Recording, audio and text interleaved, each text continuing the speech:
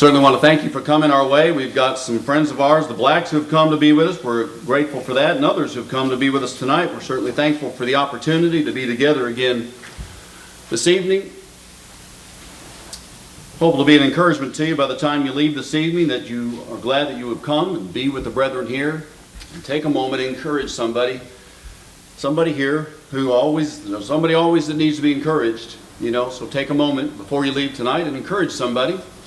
Maybe you haven't encouraged before. Certainly had a good afternoon. We had a wonderful worship this morning. I'm thankful to be a very small part of it. It's great to be with so many of you again since the last time we were here, about 3 years or so ago. Had a good lunch together. I'm convinced that there is a problem with this group, though. It needs to be rectified. And that is that there needs to be some serious teaching about the concept of love and sharing, because it would appear that one particular wayward brother will not share a recipe on that red velvet cake. I just think that's a problem. But I'll leave y'all to figure that out and to rebuke him as it needs to be done. It was pretty good. Not to oversell it, but. Let me begin with a story. It's a true story. Back in 1930, about a woman named Henrietta Garrett. She was a widow who died and left behind an estate valued at about $17 million at that day and time. Just imagine what it would be worth today. She had only one living relative, a second cousin, and apparently very, very few friends or even very few distant relatives. And she died not leaving a will. And her death started one of the biggest inheritance litigation cases in history and was unsolved until just recent years. And since her death, 26,000 people and some change have come forward to claim some part of her estate, either by being a distant legitimate or illegitimate family, friend, or relative, or somebody that they think maybe deserved part of that estate. And over the next few years, many of these people have been taken to courts for fraudulent claims. They've been charged with doctoring records and altering all kinds of information. 12 of them have been fined. At least 10 people have been put in jail. 3 were murdered. 2 had committed suicide. All of this bedlam and chaos because these were people who apparently were not content with the allotment of life God had given them. We have anybody here tonight that suffers from discontentment? I knew it. See, not a single hand went up. So this evening I think it'd be appropriate, good reminder for me, and maybe for you as well, about what it means for God's people to be content. It's always been a problem for God's people, and maybe it's not a problem for anybody here. But I think God knew that it would be a problem for a lot of His people, and I think because of that He had a number of things to say about the subject. Let me begin by saying that, I guess I should turn this on. That would help. In Exodus chapter 20, verse 117, we have the recording of the 10 Commandments. And in the 10th of those commandments, God said, "Thou shalt not covet." I think somebody might need to be reminded that it's even in the 10 Commandments in the first place. We think of other commands, but we don't think about "thou shalt not covet" as one of the 10 commands. And at this time, the word was neither right or wrong. It was sort of a neutral thing. But I believe that the way God has so commanded us to not covet and the things that are associated with the idea, He knew it was going to be a tremendous problem with God's people. I believe it's a problem for God's people today. It's been a problem for me and my family. But before going any further, let me state the obvious, that the 10 Commandments are part of the old law, under the law of Moses, and they're done away with when Jesus died on the cross. They're not necessarily binding on us today, but 9 of those 10 commands are repeated in the New Testament, and therefore, are somewhat associated with how we live our lives today. And so anytime we talk about the general subject of covetousness, we can talk about the opposite of it, which means to be content. If I say "thou shalt not covet," what I'm simply saying is thou shalt be content. And so that's exactly what this means. A few years ago, there was a cartoon in the newspaper that showed this huge, beautiful, luscious green field divided in half by a fence. And on either side of the fence was this beautiful green grass. I mean, it was a fence right down the middle of this beautiful yard, and on each side of the fence was this beautiful, luscious green grass. The grass was identical to the grass on the other side of the fence. And in the cartoon, there was a mule that had stuck on each side of the fence, a mule that had stuck their heads through the fence and were eating grass on the other side, even though they had exactly the same grass on their own side. And the cartoonist put one word under the caption: discontentment. And I think that kind of illustrates in a pretty good way today the way we are. We have so much, but we want more. We have been so abundantly blessed. We are so fortunate to have what we have, to enjoy life the way that we enjoy things.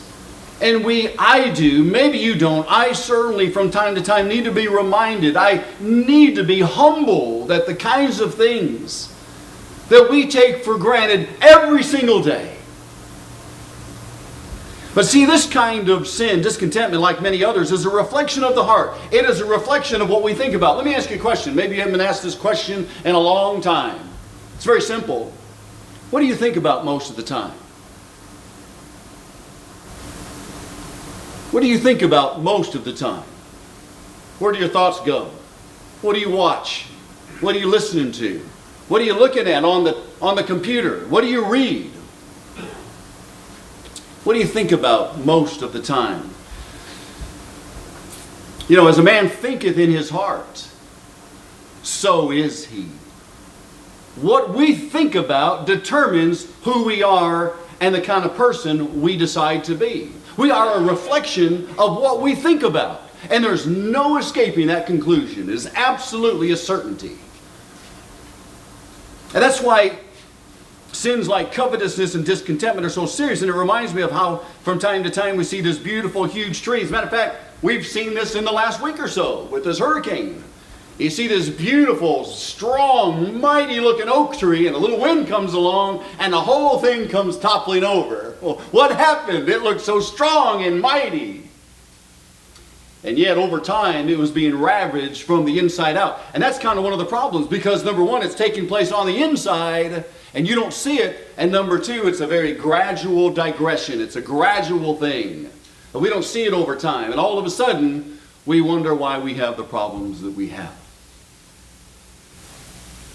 These are things, brethren, that we need to be on guard against. Because despite how we may look on the outside, if we're not careful, we'll be eaten alive by these kinds of spiritual diseases that affect us on the inside. Where Satan is so crafty and so cunning and so powerful. We fight against a worthy adversary. Now, the first commandment in the Ten Commandments is critical in its content and its placement. It says, "Thou shalt have no other gods before me." And this says that God needs to be number one. He needs to be the center of your life. As we noticed this morning in Matthew 6, verse 33, Jesus says, "Seek ye first." I actually had somebody ask me what that means. Hey, Kenny, what does that mean, seek ye first? My only response was this: before everything else. Does that describe God to you? Does that describe your spiritual life?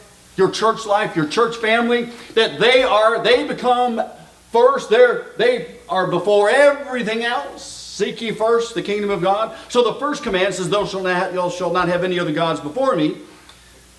And then the last commandment says, thou shalt not covet. And this is saying, don't make yourself the center of your life.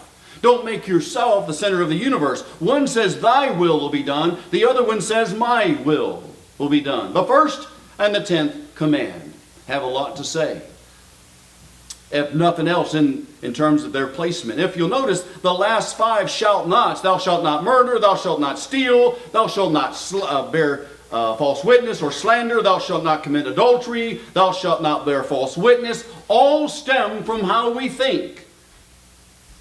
about other things. And they all stem from a corrupt heart. Another interesting idea about this last commandment. Here the Mosaic Law takes a step further than any other code of ethics that has ever been recorded before. I mean, all the codes of behavior and law prior to that says you couldn't do certain things.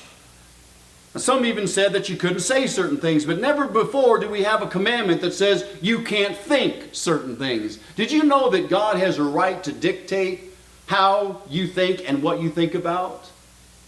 God has a right to say, Kenny, you can't think about that anymore. That's wrong. That's sinful. Put that away. God has a right to tell you you can't think certain things, and that's part of obedience. And then he tells us other times what to think about. Philippians 4 verse 8 and many other passages. No one ever attempted to control the thoughts or to police or to regulate the thoughts and the heart prior to this. Thou shalt not covet.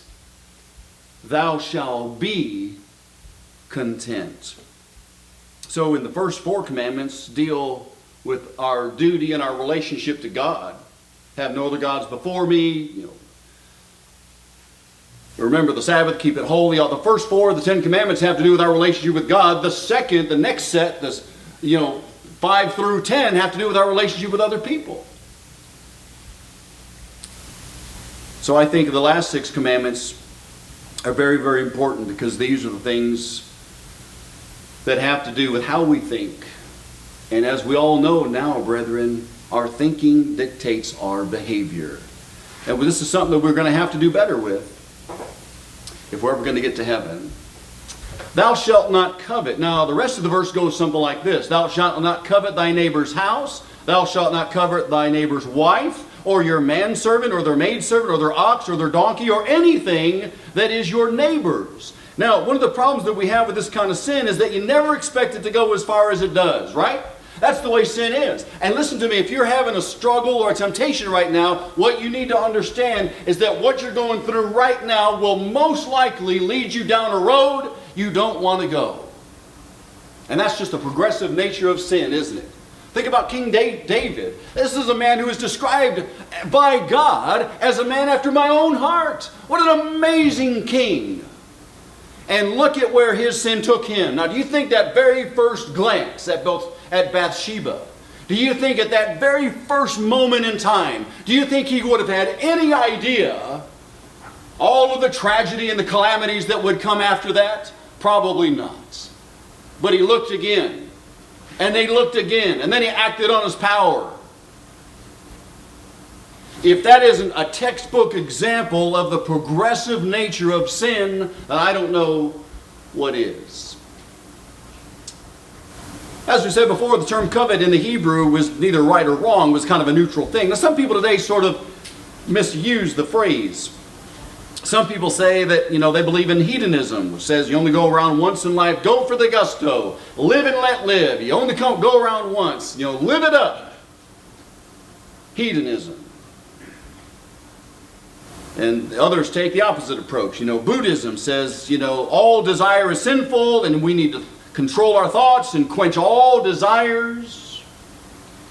Well, neither of these is correct. The answer is really somewhere in the middle. Truth is somewhere in the middle of those.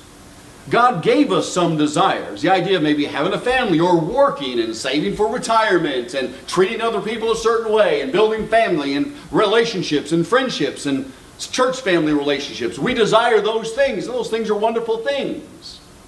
Nothing wrong with that. But this kind of desire of coveting other things can lead to all kinds of sins if we're not holding this in check.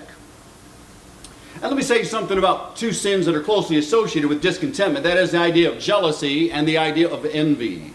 If I'm jealous of Bob's or Rodney's big King Ranch pickup truck, and I am, if I'm jealous of that, that means I would really like to have that truck. But if I'm envious of it, that means I'd really like to have that truck and I don't want him to have it either. That's envy. And I'm not quite there yet. But if anybody would like to donate to the Kenny Fields King Ranch Fund, you see me later. So what would cause something like this? What would cause the idea of resentment, the idea that we're not happy, we're not content with what we have. We normally resent the allotment of life that God has given us. Why should somebody else have so much? Why are they more deserving of having everything that they have when I'm just as deserving, but I don't have nearly as much? The idea that life is not fair. The idea that maybe God is not fair in His doling out of physical, material blessings. They have so much. Look at all that they have. Look at their house. Look at their car. Look at their money. Look at their power. Look at their title. And again, maybe nobody has a problem with that kind of living here. But it sure is a problem in a lot of places. And we see some examples of this kind of behavior. We see the example of Cain and Abel. And you remember the sacrifices. Abel's was pleasing to the Lord, and Cain's was not pleasing. And to be honest, we're not really told all the reasons why Abel's was pleasing and Cain's was not. Really not told at that point in time much about sacrificial offerings. We just do know that one was not pleasing to God, and it probably had to do with the attitude in which it was given. You realize the subsequent problems that Cain could have perhaps changed his sacrifice. I believe he could have done that and been right in his fellowship with God. But he resented that God found favor in Abel's sacrifice, and it led to the point of killing his own brother. You think resentment is not part of the problem? What about King Saul? In 1 Samuel chapter 17 and 18, he resented the praise that was being showered upon young and popular upcoming King David, to the point that he tried to kill them multiple times. You think discontentment is not a problem? What about King Ahab? You remember King Ahab in 1 Kings chapter 21, and his selfishness and his greed over Naboth's vineyard. Naboth had this little bitty plot of land that his family had passed down to him, and Ahab says, hey, I want that vineyard, whatever it's going to take. And then his wife, wonderful young lady, by the way, you don't read about anybody, no women are named Jezebel today, and that's the reason why. What an evil, ungodly woman. And they were greedy. They wanted Naboth's vineyard because they weren't happy with what they had, which was already quite a lot. And so over and over we see covetousness in the Bible. People who are simply not content with what God has given them. The world is indeed filled with discontentment. Let's make sure that God's people don't fall victim to this sin as well. There's a story about Abraham Lincoln. One day he was walking down the street and he had both of his boys, one in each arm, walking down the street. And they were just crying up a storm, really misbehaving and screaming and pitching a fit. One boy under each arm, he's walking down the street. And the passerby said, hey, Mr. Lincoln, what's wrong with your boys? And President Lincoln, not batting an eye, says, the same thing that's wrong with the rest of the world. I've got 3 walnuts and both boys want 2 of them.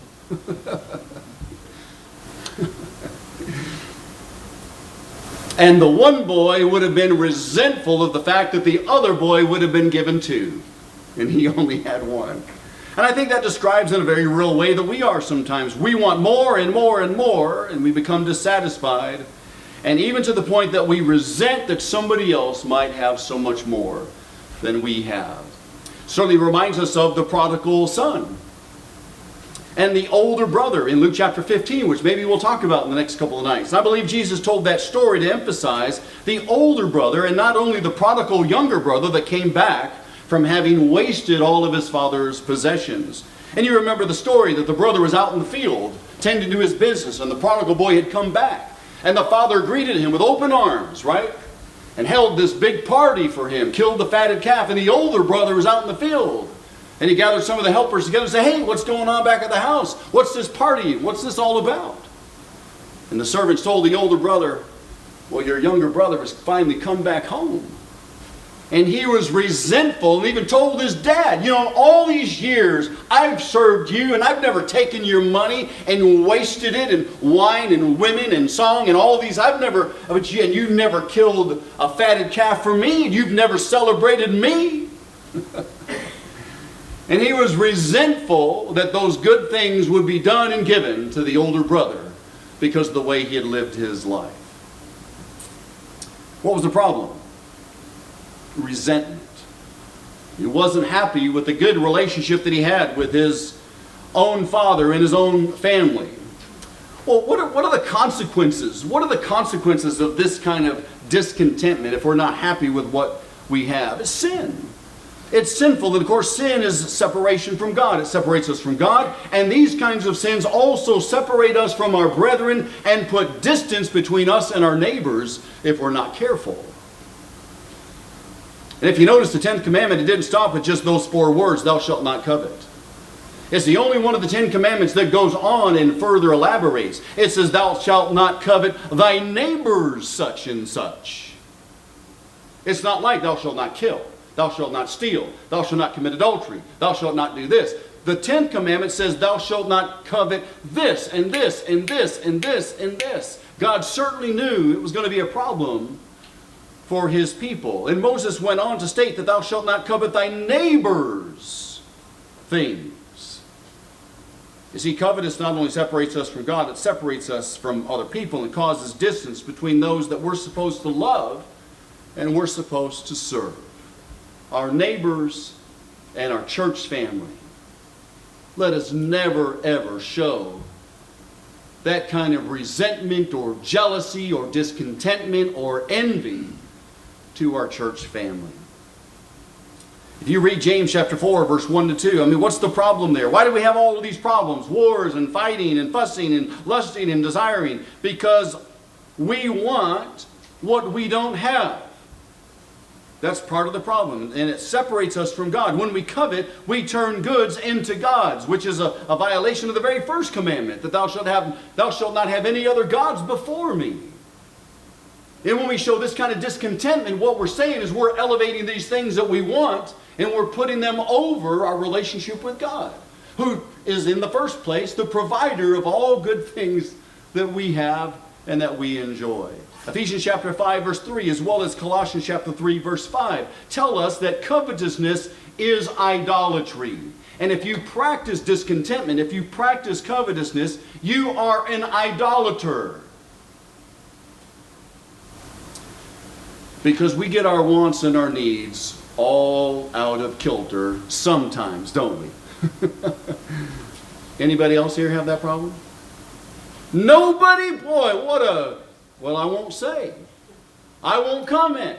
But some of you, I'm suspecting you have the same problem that I do.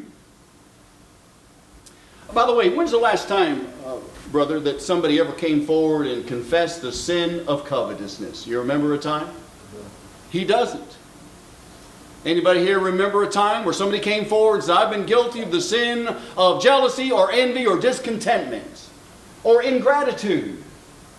It's almost as if these problems don't exist among brethren, but I know better. I know that they do.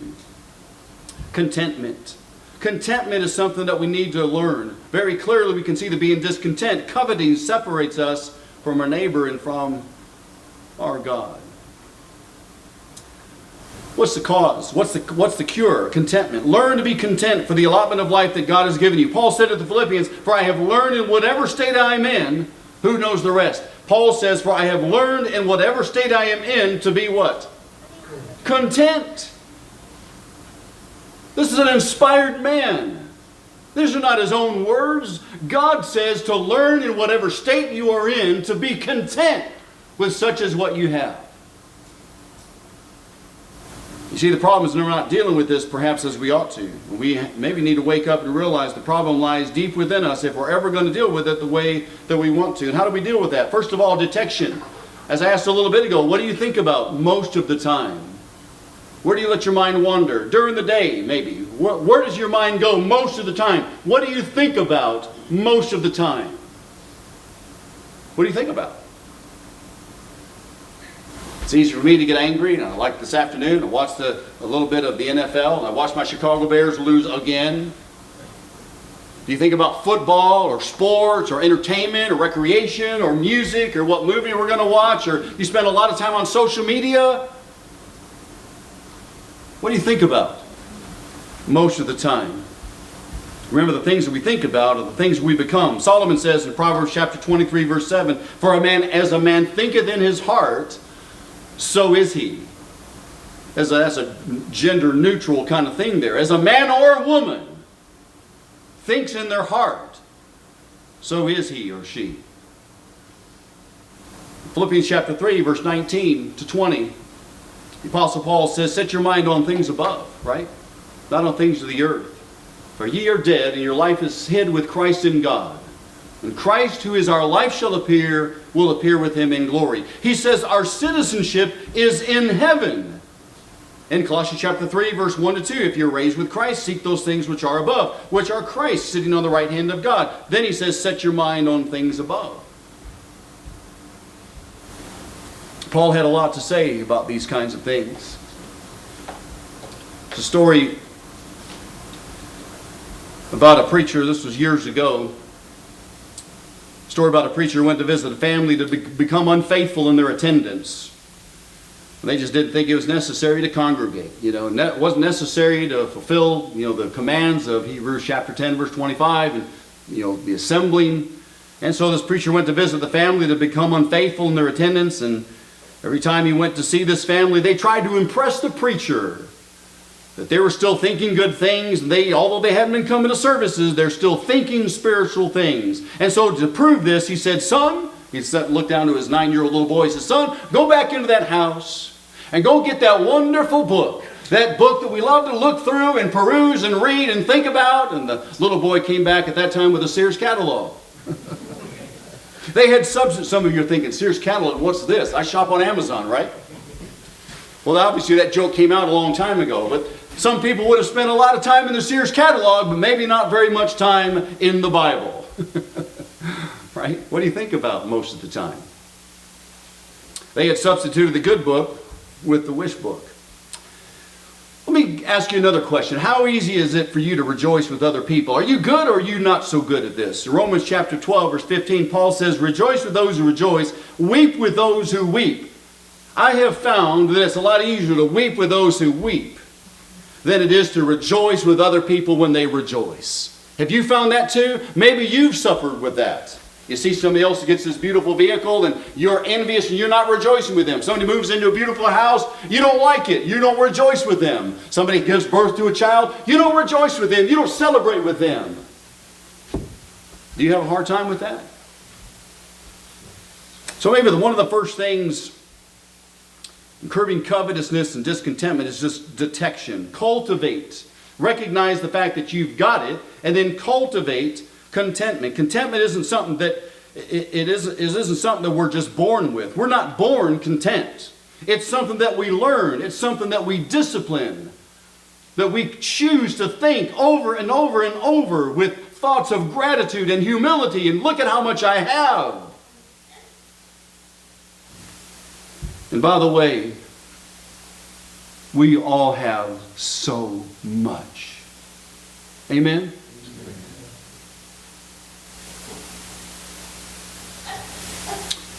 And it's easy tonight for our thoughts to be with brethren 4 or 5 hours south of here who have lost quite a lot. And here we are tonight. So fortunate. So blessed. Know the difference between wants and needs. Easier said than done. Learn the difference between wants and needs. I need this, but then I want that.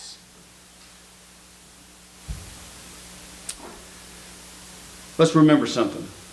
As I saw on a plaque one time years ago, contentment is not the fulfillment of what you want, but the realization of what we already have.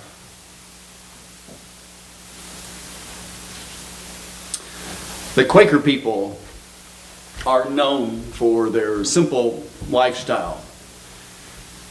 And they like to tell a story about somebody who moved into a kind of a Quaker kind of neighborhood. They were unloading all of their fancy furniture, their exquisite paintings, and all of their elaborate decor, all of these things right next to a little Quaker family. And so the man of the Quaker family walked over, and being a good neighbor, he walked over to the fence. He says, hey neighbor, listen. If you ever need anything at all, you just come over here and talk to me and I'll teach you how to live without it. It's pretty good advice.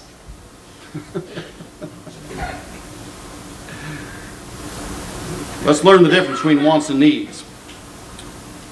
Let's make sure to put our minds on things above. Jesus said in Luke chapter 12, responding to one in the crowd, crying over his inheritance, he says, "Take heed and beware of covetousness, for one's life consisteth not in the abundance of one's possessions." He told the story about the rich farmer who coveted his money.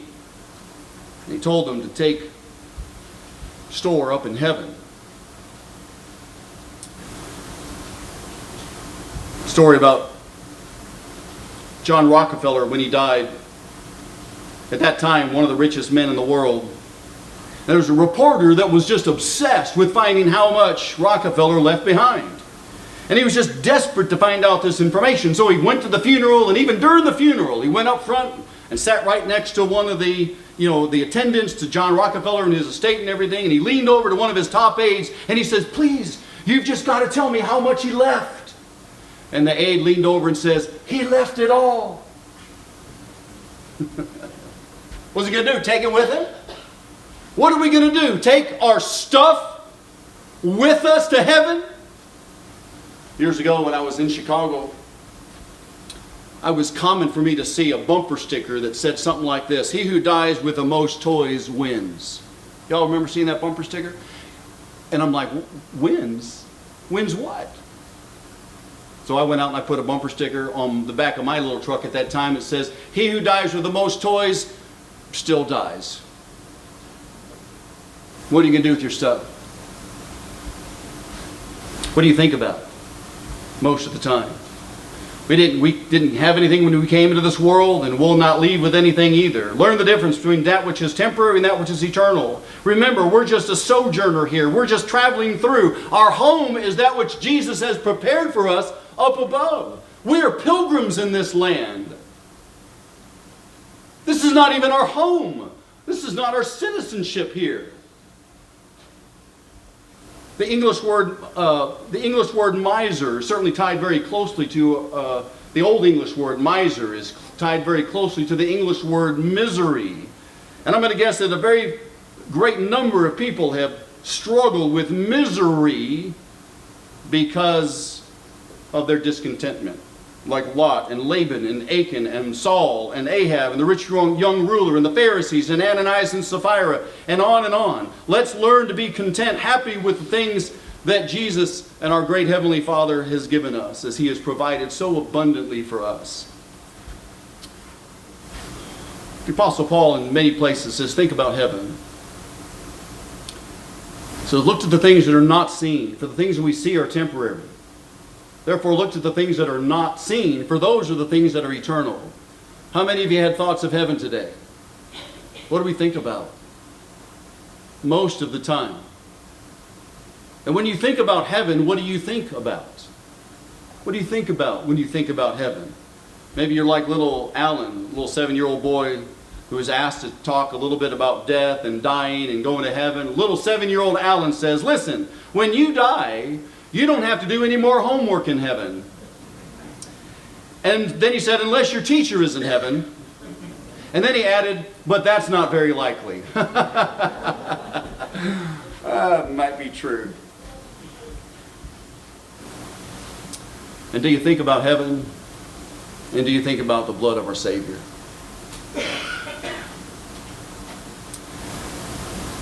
In his book, Written in Blood, Robert Coleman tells the story of a little boy whose sister needed a blood transfusion. The doctor had explained that she'd had the same disease that the boy had recovered from a couple of years before, and so he would be a natural, donor. So the doctor asked the little boy, "Johnny, would you give your blood for your sister Mary?" And Johnny hesitated, and his lower lip started to tremble a little bit, and then he smiled and he said, tried to be brave, he said, "Well, sure, for my sister, I'll do it."